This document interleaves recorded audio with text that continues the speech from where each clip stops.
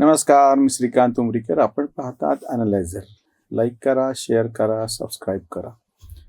आपण जी मालिका चालू केलेली आहे, गर्दीचा आजार शहर बेजार, त्याच्यामध्ये एक फार महत्त्वाचा असणारा मुद्दा की प्रत्यक्ष त्या शहराला जे उत्पन्न मिळणारं आहे आणि मग त्या उत्पन्नाप्रमाणे त्या शहराचं नियोजन वेगवेगळ्या पद्धतीनं करता येतं. कुठल्या कारणानं जर शहराचं उत्पन्न घटलं किंवा शहराला पुरेसं उत्पन्न नसेल तर फार काळ राज्य सरकारच्या किंवा केंद्र सरकारच्या मदतीवर अवलंबून राहून फार काही करता येत नाही.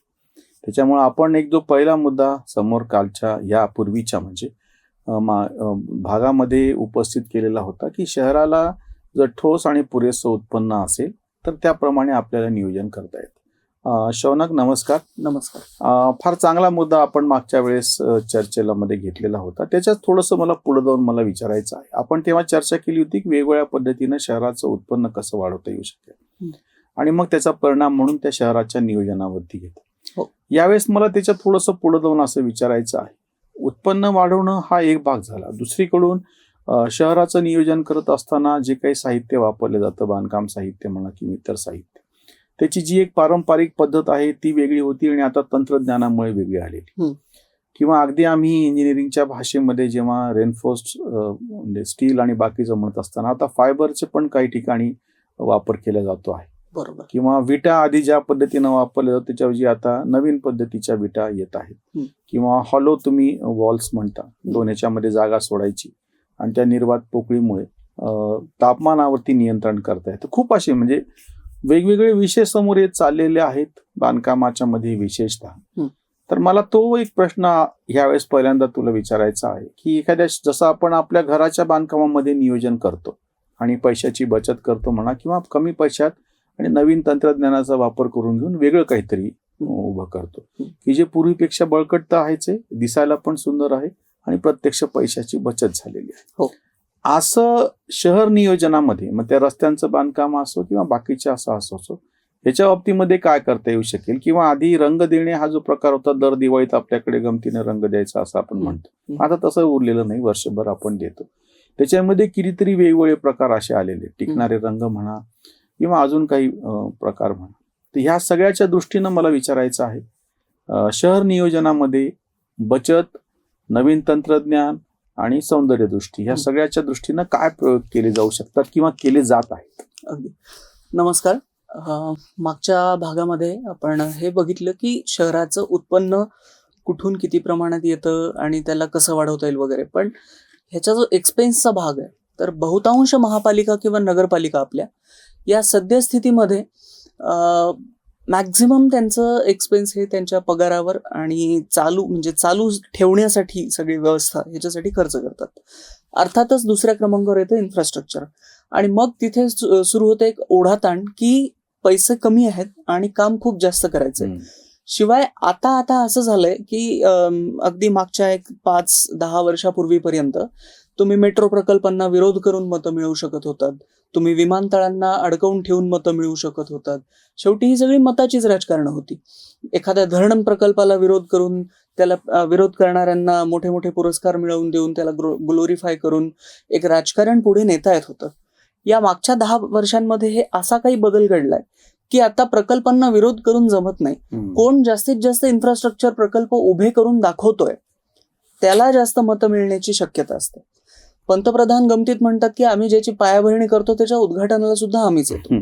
आता हा गमतीचा भाग एकीकडे झाला, पण ह्याला बांधकामाच्या क्षेत्राच्या दृष्टिकोनातून पाहायला गेलं तर एखादी जमीन तिचं सगळ्यात आधी DPR बनवणं, तिचं एस्टिमेट बनवणं, ती फाईल पूर्ण प्रोसेस होऊन येणं, मग जमीन ॲक्वायर होणं, जमिनीचं सपाटीकरण किंवा जी काही त्याची प्रक्रिया करायची असेल, किनारपट्टीवर असेल तर त्यातलं पाणी वगैरे काढून घेणं वगैरे जे काही सगळं असेल ते सगळं करायचं, मग ॲक्च्युअल बांधकामाला सुरुवात, त्यानंतर बांधकाम संपूर्ण होऊन त्याचे सगळे टेस्टिंग्स आणि ते फिट ठरली इमारत वेगळ्या वेगळ्या प्रकारच्या पद्धतींमध्ये तर ती जनतेला सुपूर्द करणं.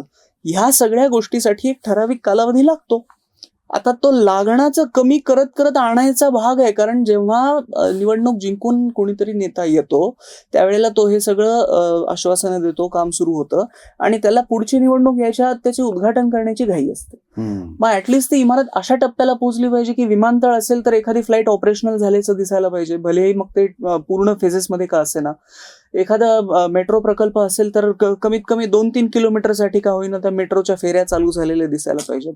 आणि मग ह्याच्यामध्ये येतं की फेजिंग कुठल्याही प्रकल्पाचं, की फेज 1 मध्ये इतकं काम करा, फेज 2 मध्ये मग त्याला एक्सटेन्शन द्या, फेज 3 मध्ये असं करा.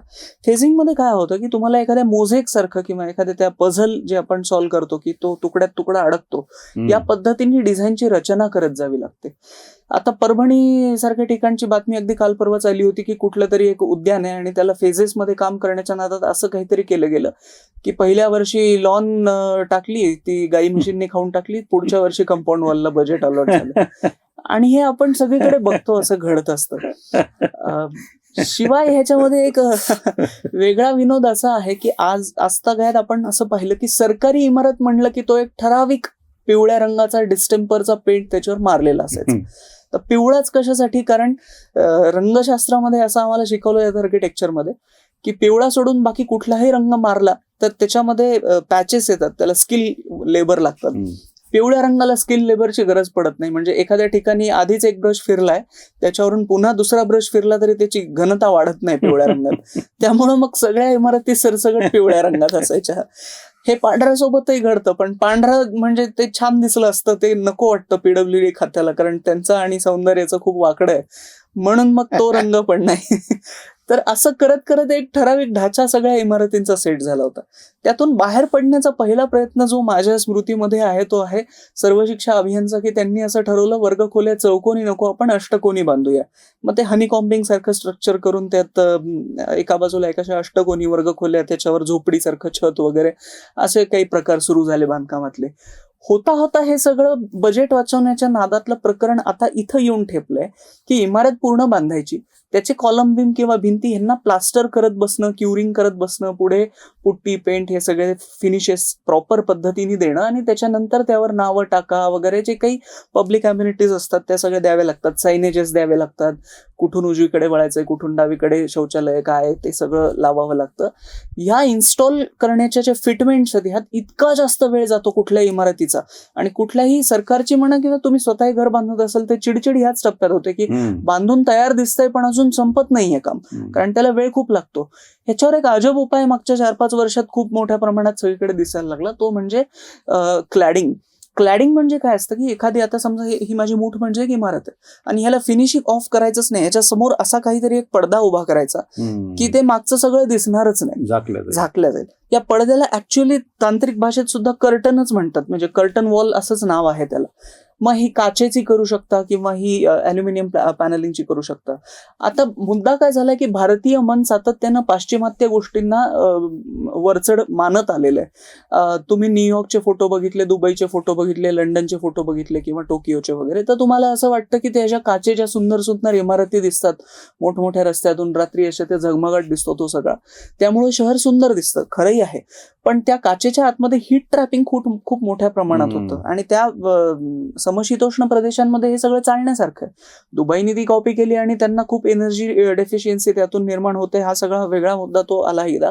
पण आपण सुद्धा तीच गोष्ट कॉपी करायला जातो, ह्या कर्टन वॉल्स टाकणं चालू करतो आणि आपले बस स्टँड्स, आपले रेल्वे स्टेशन्स, आपले मेट्रो स्टेशन्स, आपल्या साध्या साध्या सरकारी इमारती. काल परवा मी अगदी एक बहुतेक कन्नडकडेच कुठल्या तरी तालुक्यात एक पोलीस चौकी सुद्धा बघितली जी अल्युमिनियम क्लॅडिंगनी झाकलेली आहे.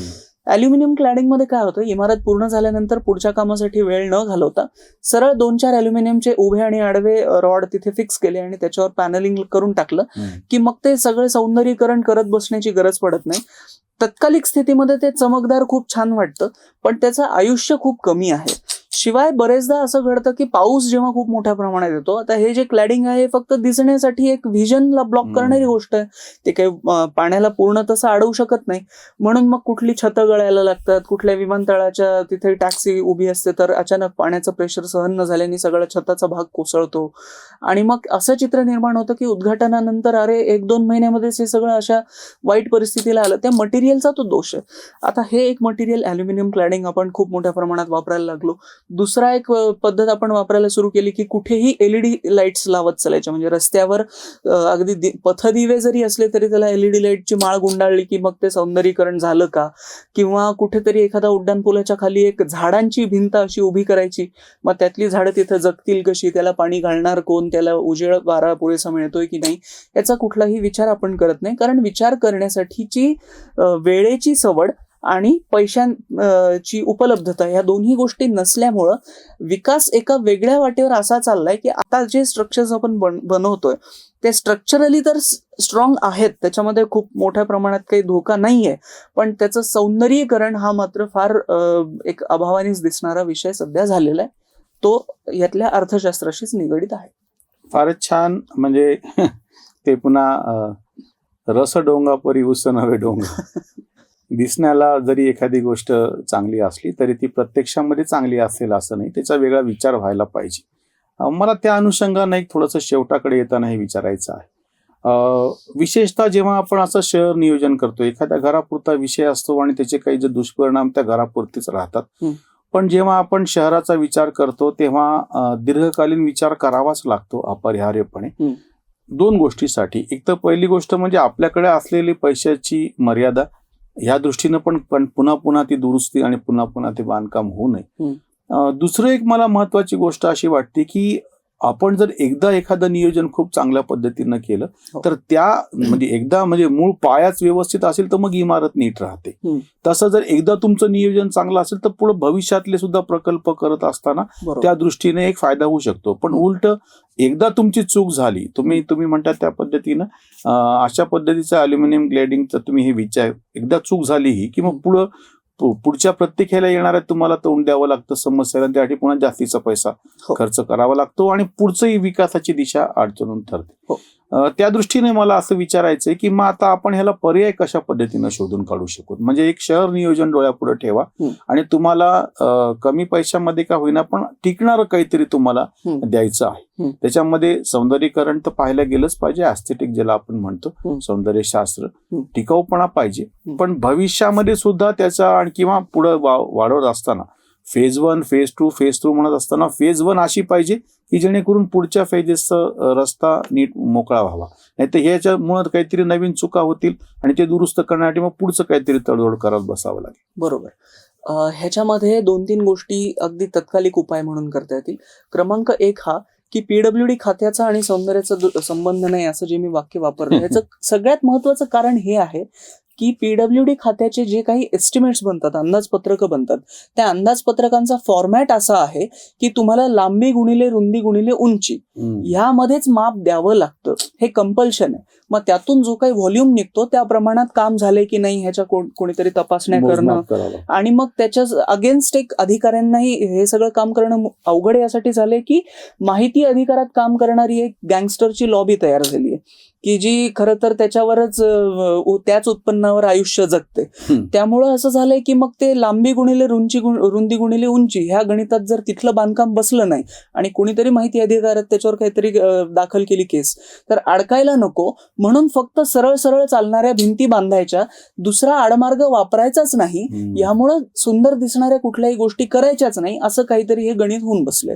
कारण तुम्हाला अगदी हलकासा कर्व जरी इमारतीमध्ये घ्यावा वाटला तर त्याला तुम्ही ह्या लांबी रुंदी उंचीच्या गुणोत्तरात कसं बसवणार. तिथे तुम्ही म्हणजे वर्तुळाचा जो त्रिज्या किंवा त्याचा जो व्हॉल्यूम मोजायचा त्याचे फॉर्म्युले लावायला बंदीच असल्यासारखी आहे.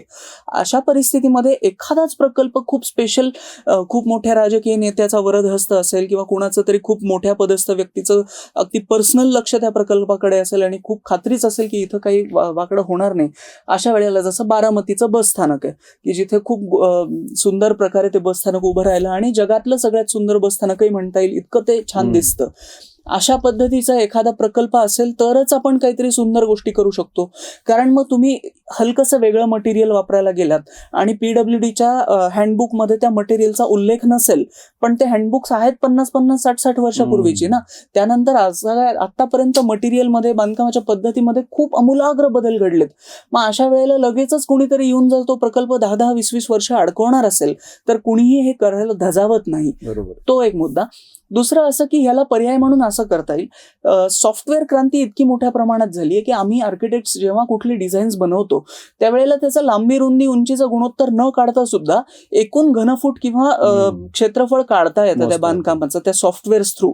तर ह्याला एक परवानगी सरकारी पातळीवर मिळायला पाहिजे की या ठराविक सॉफ्टवेअर्स मधून जर हे बांधकामाचं मोजमाप निघत असेल तर त्या मोजमापावर आधारित ती डिझाईन कंटिन्यू करू द्या काम करणाऱ्यांना, त्याच्या अगेन्स्ट पेमेंट्स रिलीज होतील कॉन्ट्रॅक्टरचे वगैरे. हा एक मुद्दा. आणि नाही तर मग ह्याला तिसरा सरळ मुद्दा येतो तो समाजशास्त्रीयच आहे की एकतर अति लोकसंख्या वाढल्यामुळं त्या प्रकल्पाला पूर्ण होण्यासाठी खूप दबाव असतो की आता पटकन पूर्ण करा, नाही झालं तर मग म्हणजे छत्रपती संभाजीनगरच्या रेंगाळलेल्या पाणी पुरवठा योजनेसारखं की आता जर ह्या वर्षभरात ती झाली नसती तर पुढच्या 2-5 वर्षात ती होऊन पण उपयोग झाला नसता, कारण लोकसंख्येच्या गुणोत्तरानं त्या येणाऱ्या पाण्याच्या गुणोत्तराला क्रॉस करून ते पुढे गेलं असतं. तर असं एक होतं, तो लोकसंख्येचा दबाव कमी करणं हे तर समाजशास्त्रीय कारण आहेच. दुसरं कारण ह्याच्यामध्ये हे होऊ शकतं की सगळ्या निवडणुका एकत्र घ्या, हा जो भारतातला एक धोषा आहे मागच्या बऱ्याच काळातला की सातत्यानं निवडणुका येतात आणि सातत्यानं राजकारण्यांना हे दाखवून द्यावं लागतं की बघा आम्ही काहीतरी प्रकल्प सुरू करतोय आणि बघा आम्ही कुठल्या तरी प्रकल्पाचं उद्घाटन करतोय. या नादामध्ये मग एकच प्रकल्प वेगवेगळ्या अँगल्सनी फेजेसमध्ये पुन्हा पुन्हा चालू करणं, पुन्हा पुन्हा उद्घाटन करत राहणं, ही एक टॅक्टिक सगळ्या आमदार खासदारांपर्यंत म्हणजे खालच्या ह्यांच्यापर्यंत नगरसेवकांपर्यंत सगळ्यांना समजली आहे की एकच रस्ता अप्रूव्ह करायचा आणि 2-2 किलोमीटरमध्ये त्याची उद्घाटनं करत जायची. तर ह्याला मग एकतर कुठेतरी की एकदाच सगळ्या निवडणुका झाल्या तर मग हा प्रश्न थांबेल. असे 2-3 हे मेजर कारण आहेत. ह्याच्यावर जर आपल्याला विचार करता आला, पॉलिसी लेव्हलवर निर्णय बदलता आले तरच आपल्याला सुंदर इमारती आपली बस स्थानकं, रेल्वे स्थानकं म्हणून बघायला मिळतील. नाहीतर मग जे आहे ते आहेच. धन्यवाद. सार्वजनिक बांधकामामध्ये किंवा नगर नियोजनामध्ये सौंदर्यपूर्ण दृष्टीचा वापर करता येऊ शकतो. त्याच्यातून पैशाची पण बचत आणि भविष्य काळामध्ये सुद्धा बाकीच्या पुढच्या योजनांच्यासाठी सुद्धा पायाभूत म्हणून असे जे पहिले टप्पे असतात ते पण चांगल्या पद्धतीनं आपण करू शकतो. आणि या सगळ्यासाठी जे सरकारी सध्या नियम आहेत किंवा विशिष्ट बांधकाम खात्यामध्ये त्याच्यामध्ये काही बदल करायची गरज आहे. हे फार चांगलं आणि त्यातल्या त्यात कुठली फार तांत्रिक हे न वापरता, संकल्पना न वापरता सर्वसामान्य लोकांना कळतील अशा भाषेत तो सांगितलं. मनपूर्वक धन्यवाद. पुढे चर्चा आपण करत राहू. तुम्हालाही आवश्यक वाटणाऱ्या किंवा तुम्हाला भेडसावणाऱ्या समस्यांच्या संदर्भात जरूर आम्हाला कळवा, आम्ही त्यांचाही विचार करू. इथेच थांबूया. धन्यवाद. स्वधर्म जागृतीचा विधायक बुरुज